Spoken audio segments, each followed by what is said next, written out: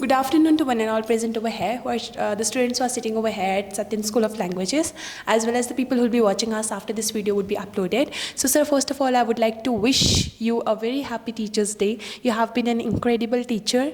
You have been an incredible person. So sir, how you are feeling?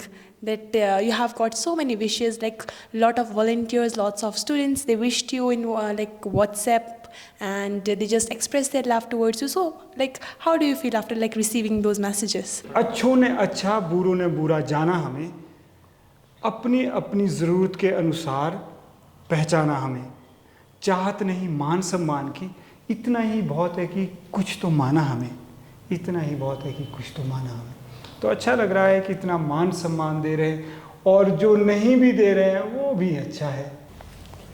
So like as being a teacher, you walked on the path and you are a great teacher. You teach us communication skills, and aside from that, you teach a lot of things. So what was the most prominent lesson or valuable lesson that you have got that you are going to remember throughout your life?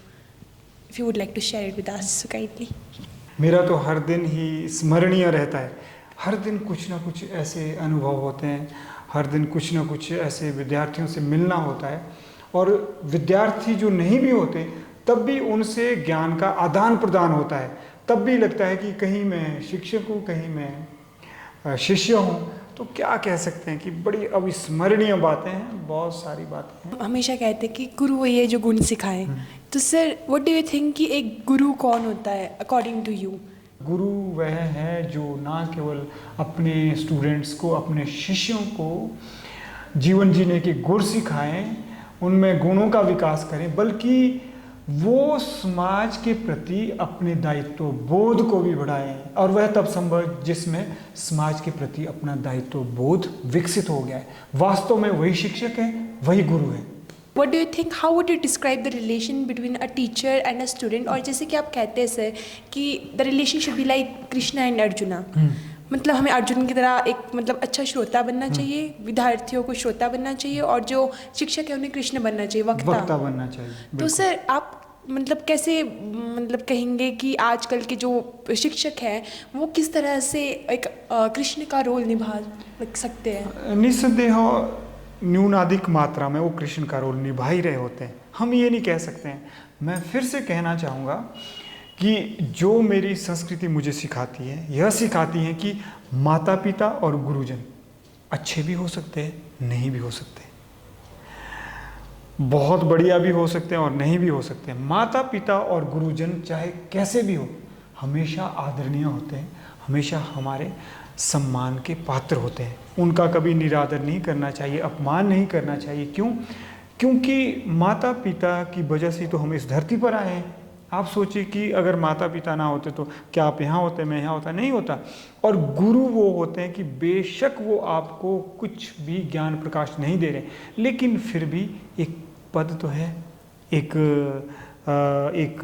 मान सम्मान का एक जो प्रतीक तो है।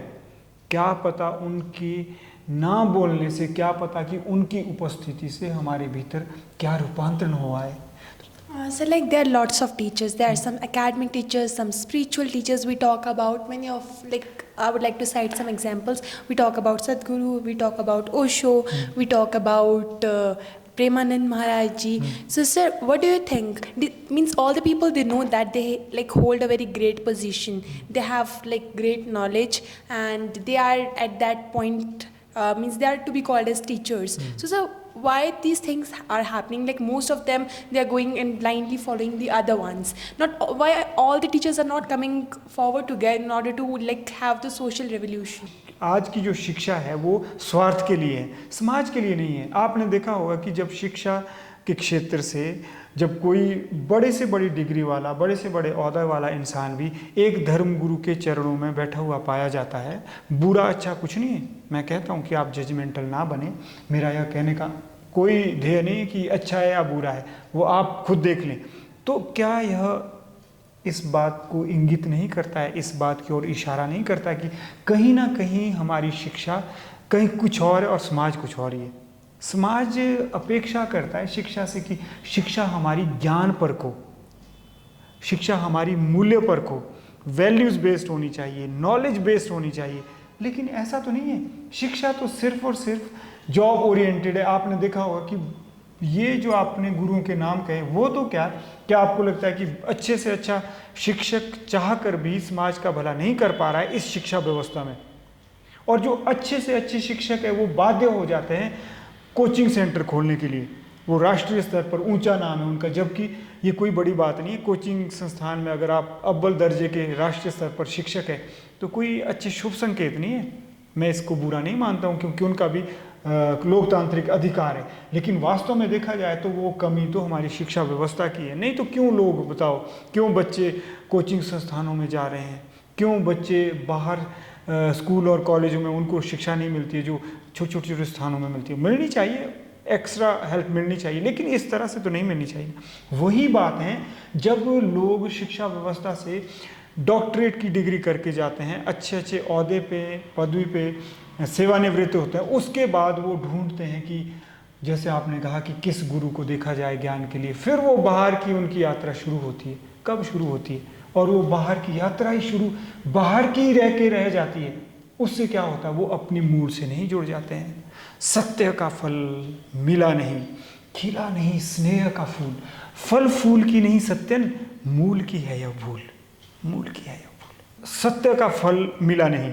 अब खोज है, सबकी खोज है, अच्छा बुरा कुछ नहीं है। जितने भी गुरुजनों का इन्होंने नाम लिया, मैं सबको प्रणाम करता हूँ। और समय की मांग है कि चाहे आध्यात्मिक हो, चाहे वो दर्शन शास्त्री हो, समाज इंसान को उसके ज्ञान के मुताबिक सम्मान दे। अगर आपने ओशो का नाम लिया, जेदू कृष्णमूर्ति का नाम लिया, वो वंदनीय हैं, वो स्मरणीय हैं, प्रातः स्मरणीय हैं, क्योंकि वो एक दर्शन शास्त्र में जैसे थे। लेकिन जब अध्यात्म की बात आती है, अध्यात्म में तो त्याग चाहिए। तो आप बताओ, मानवता के लिए क्या त्याग किया? क्या उन्होंने कोई बुद्ध के जैसा त्याग किया? तो मुझे तो नहीं ऐसा लगता है। तो इसका मतलब है कि नेगेटिव हो जाए उनके प्रति। नहीं, उनसे सीखो। हो सकता है उनका वही रोल हो सकता है उनकी वही भूमिका इस धरती पर हो। नेगेटिव मत हो जाओ। लेकिन यह समय की मांग है कि अब भारतवर्ष में भारत की जनता गुरुओं को वो सम्मान दे जिसके वे अधिकारी हैं। कोई गुरु ऐसे हैं कि जो दर्शन शास्त्र में आगे जा रहे हैं, कोई गुरु ऐसे कि अध्यात्म को आगे ले जाना चाहते हैं। हमें लोगों के सामने उदाहरण प्रस्तुत करना चाहिए और हर ज्ञान की बात को सामाजिकता की कसौटी पर कसना चाहिए। इसका मतलब है कि कोई बहुत उपदेश दे रहे हैं ना, और उनके पीछे करोड़ों लोग हैं और उनके साथ बहुत सारी जनता है और अकूत धन इकट्ठा हो रहा है, तो उनको प्रश्न चिन्ह उनके ज्ञान पे लगाना चाहिए कि देखिए, समाज के प्रति आपका कुछ कर्तव्य है, क्योंकि समाज से आपको धन भी मिला और जन भी मिला है कि नहीं मिला है। तो धन और जन जब समाज से मिला है, तो क्या समाज के प्रति आप अपना कर्तव्य धर्म निभा रहे हैं? अगर निभा रहे हैं तो किस तरह से निभा रहे हैं? इसीलिए उनको समाज की ओर आना चाहिए, क्योंकि अगर समाज नहीं होता तो वो भी नहीं होते। आप देखो कि बड़े से बड़ा धर्म गुरु भी अपने आप को यह नहीं कह सकता कि किसी न किसी शिक्षक ने उसको नहीं पढ़ाया होगा। कि नहीं मानते कि नहीं मानते? अगर वो प्राइमरी लेवल पे या फिर माता पिता भी शिक्षक हो सकते हैं, अगर कोई शिक्षक चाहे उसको भगवान के नाम से भव नहीं आता है, ज्ञान के नाम से ज्ञान नहीं आता है, लेकिन आ सिखाया होगा, तो वो धर्म गुरु भी उस शिक्षक का ऋणी है कि नहीं है? तो धर्म गुरुओं को इस समय समाज की ओर जाना चाहिए। समाज हमारा विकृत होता जा रहा है, अवमूल्यन, सार्वजनिक जीवन का अवमूल्यन होता जा रहा है। तो सब गुरुओं को, अब धर्म गुरुओं को समाज की ओर जाना चाहिए, ना कि इनको अपने अपने, हम सभी को अपने अपने साम्राज्य को खड़ा करना चाहिए। ऐसा मेरा मानना है। सर, जो आपने वो पॉइंट बोली थी, क्या आप रिपीट करेंगे? सब कुछ जायज है आज व्यापार में। क्या? सब कुछ जायज़ है आज व्यापार में। ज्ञान भी बिकने लगा है बाजार में। सब कुछ जायज है आज व्यापार में, ज्ञान भी बिकने लगा है बाजार में। नहीं ज्ञान वस्तु मोल भाव की, बात सत्य यह मूल स्वभाव की, बात सत्य यह मूल स्वभाव की। तो निसंदेह हमने बेचना तो शुरू कर दिया है, तो हम इस पे टिक्का टिप्पणी ना करें या फिर उन लोगों को दोषी ठहराएं। नहीं, कुछ नहीं है, ये भी चलेगा, व्यापार भी चलना चाहिए। क्यों नहीं चलना चाहिए? व्यापार से तो संसार चलेगा। लेकिन इस तरह से नहीं चलना चाहिए कि हमने बिल्कुल उसको व्यापार की वस्तु बना दी। ज्ञान को हमने या तो धार्मिक अनुष्ठानों में बांध दिया, परंपराओं में बांध दिया, और अध्यात्म को हमने बिल्कुल ऐसे जकड़ दिया। मिला नहीं सत्य का फल, खिला नहीं स्नेह का फूल, फल फूल की नहीं सत्यन, मूल की है यह भूल। मूल की भूल मतलब कि हमें भीतर की ओर जाना है। तो एक गुरु ऐसे होने चाहिए कि स्वयं भी वो बाहर का अध्ययन भी करे पुस्तकों का, लेकिन खुद भी भीतर को जाए, समय दे, ध्यान, मौन, सरलता अपने में लाए। ज्ञान है यह प्राप्ति का विषय नहीं है, तो जागृति का विषय है। तो जो भीतर से ज्ञान जागृत हो सकता है, बाहर से उसकी कभी पूर्ति नहीं हो सकती। लेकिन जब भीतर का ज्ञान जागृत होने लगता है तो फिर बाहर से पुष्टि जरूर होती है। इसीलिए मैं जरूर चाहूँगा कि आप अध्ययन करो, इतना पढ़ते रहो, कितना पढ़ते रहो कि जब तक आपका स्व ज्ञान जागृत ना हो जाए, जब तक आपकी अंतर चेतना जागृत ना हो जाए, पढ़ते रहो, क्योंकि जो बाहर का अध्ययन है वही भीतर के अनुभव को पुष्ट करेगा, पुष्टि करेगा, पूर्ति नहीं करेगा। सर मेरा दूसरा क्वेश्चन ये है कि गुरु भी कभी चेला था, तो सर आप कोई है ऐसा गुरु जो आपको बचपन के याद आते हो अभी भी? मैं आपसे कहूँ तो सचमुच बहुत बड़ी लंबी फहरिस्त हैं गुरुओं की। एक का नाम लेके मैं दूसरे गुरुओं को अपमानित नहीं करना चाहता हूँ। तो मैं तो ये कह रहा हूँ कि सबसे ज़्यादा तो मुझे उन गुरुओं ने सिखाया जिन्होंने मुझे मेरी कोई भी ना गलती होने पर भी मुझे खूब कुटापा फेरा, मेरे ऊपर खूब मारा मेरे को। और मुझे लगता था कि मेरे फ्रेंड एप्लीकेशन में सिग्नेचर करते थे मेरे बाबूजी के, और दूसरे दिन मेरे मार पड़ती थी कि फर्जी साइन, अपने पिता के फर्जी साइन कर रहा है, तो मैं चुप रहता था। मैंने ये नहीं बोला कि मेरे मित्रों ने किया है, तो मैं मार खाता था। तो मैं उनसे मैंने सबसे ज़्यादा प्रेरणा ली। तभी तो मैंने कहा कि सबसे ज़्यादा प्रेरणा आपको गलत इंसान से मिल सकती है अगर आपके भीतर पात्रता है, तो वही लोग सिखाते हैं आपको। सर मेरा अगला क्वेश्चन ये है, मेरे को लग रहा है इसका मेरे को एग्जैक्ट आंसर तो नहीं मिलेगा जो मैं चाहता हूँ। आपका अभी तक का कोई फेवरेट स्टूडेंट जो आपके रहे हो?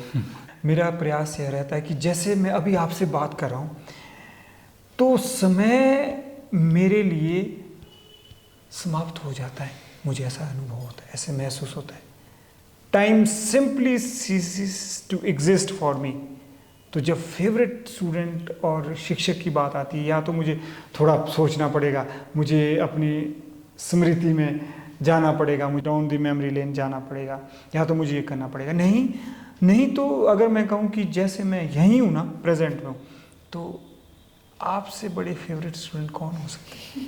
सृष्टि से बड़ी फेवरेट स्टूडेंट कौन हो सकती? शांत से बड़े फेवरेट स्टूडेंट कौन हो सकते? क्योंकि मेरे सामने वो चले गए, अब उसमें थे फेवरेट। जैसे कि सर गुरु शिष्य का जो रिश्ता होता है उसमें शिष्य की क्या भूमिका होती है, या क्या आदर्श होने चाहिए शिष्य में, एक शिष्य में?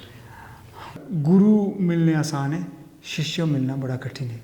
गुरु फिर भी मिल जाएंगे आपको, लेकिन एक शिष्य मिलना बहुत ही कठिन है, क्योंकि शिष्यों का चुनाव गुरु ही करते हैं।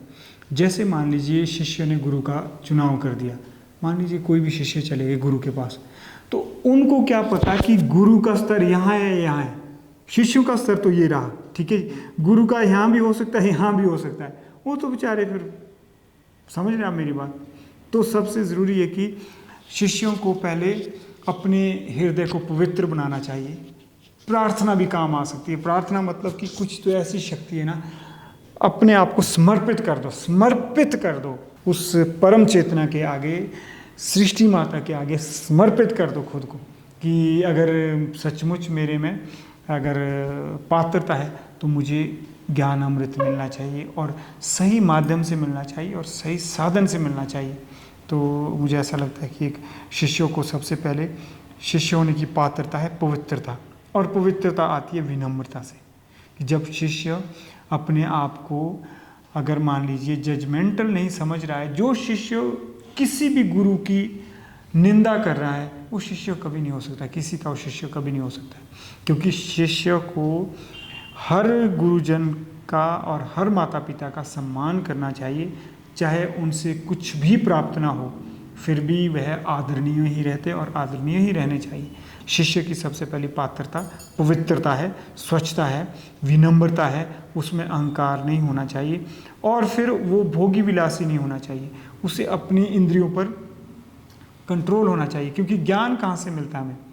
ज्ञान तो हमें ज्ञान इंद्रियों से ही तो मिलता है। कौन सी ज्ञान इंद्रियाँ?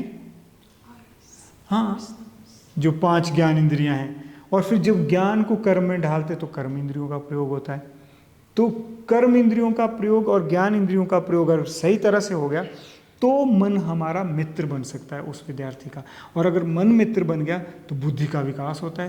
तो बुद्धि के विकास से ज्ञान योग पैदा होता है, बुद्धि योग पैदा होता है, गीता ज्ञान भी जिसको कहते हैं। बुद्धि योग जब पैदा होता है फिर जाके एक शिष्य को, एक विद्यार्थी को यह पता चलता है कि उसकी व्यक्तिगत चेतना है, व्यष्टि चेतना है, और एक समष्टि चेतना भी है। समष्टि चेतना मतलब समाज भी है, संसार भी है। मीन्स वो स्वार्थ के लिए नहीं जिएगा, फिर वो पर्यावरण का ध्यान भी रखेगा, समाज का ध्यान भी रखेगा। ये चीज़, ये शिष्य की पात्रता होनी चाहिए। Having last question from you. So sir, like how you can say that today, like how can the teachers be will be a spiritually awakened being? Are they, or they want to be, or how they will be if they want to be? मुझे लगता है सृष्टि की आज का जो समय है, जो हमारी व्यवस्था है, उस व्यवस्था के अनुसार तो शिक्षक, आध्यात्मिक गुरु दूर दूर तक नहीं है, ना दिखते हैं, ना बनने की कोशिश करें तब भी नहीं हो सकते, क्योंकि हमारी व्यवस्था ही इस तरह से है। और आपका दूसरा प्रश्न है कि वो कैसे बन सकते हैं, और मुझे लगता है कि वो इस प्रकार से गुरु बन सकते हैं अगर शिक्षक अपने में दायित्व बोध को जागृत करें। फिर मैं कहूँगा कि दायित्व बोध अगर उनमें जागृत हो गया, वही दायित्व बोध उनमें आत्मबोध को जागृत करेगा। और आत्मबोध का मतलब है स्वज्ञान, स्वज्ञान का मतलब है गुरु। जिसको स्वज्ञान न्यूनाधिक मात्रा में उपलब्ध हो गया या प्राप्त हो गया, वह गुरु की श्रेणी में आ जाता है। सर जैसे कि आपने बताया कि जो एक गुरु मतलब शिक्षक होता है, उसको अपने अंदर एक गुरु जगाना चाहिए, और बस वो पठन और पाठन के कार्य में ही तेज़ नहीं होना चाहिए, बल्कि उसके अंदर वो दायित्व बोध आना चाहिए।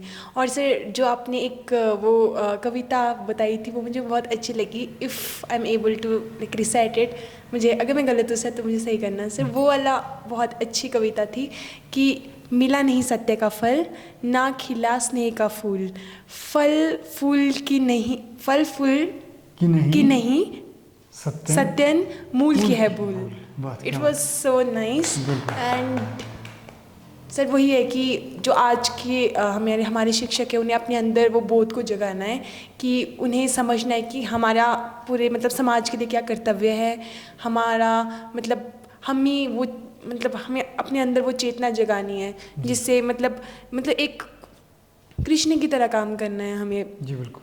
और जो हमारे मतलब जो शिक्षक हैं, वही विद्यार्थी को मतलब वही दायित्व बोध दे, ताकि उनका नज़रिया भी अलग हो। बस पठन और पाठन के कार्य तक ही वो सीमित ना हो, बल्कि उससे आगे भी जाए, वो पूरे समाज को देखें और मतलब अपने अंदर वो चेतना जगाए, ताकि वो मतलब परम से जुड़े रहे। एंड हाँ, शिष्य में स्वज्ञान को जगाएं। और स्वज्ञान क्या होता है? अपने भीतर गुण दोष की पहचान, यही है सत्य स्वज्ञान।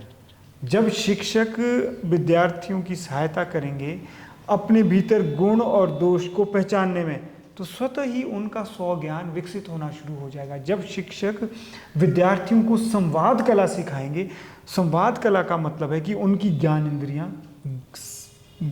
मतलब कि ज्ञान कहाँ से प्राप्त होता है? इंद्रियों से प्राप्त होता है। यानी ज्ञान इंद्रियां भी जागृत हो, उनकी कर्म इंद्रियां विकसित हो, उनका मन विकसित हो, उनकी बुद्धि विकसित हो, उनकी ज्ञान योग बुद्धि योग उनमें इतना आ जाए, योग मतलब कि जुड़ाव महसूस हो उनको ये लगे कि समाज भी मेरा है, समाज के प्रति भी मेरा कर्तव्य है।